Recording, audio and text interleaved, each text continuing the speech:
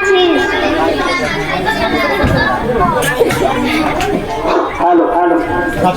আসসালামু আলাইকুম গ্লাসা, কেমন আছিস? ওয়ালাইকুম সালাম, আলহামদুলিল্লাহ। কিন্তু আজকে খুশি খুশি লাগছে কেন?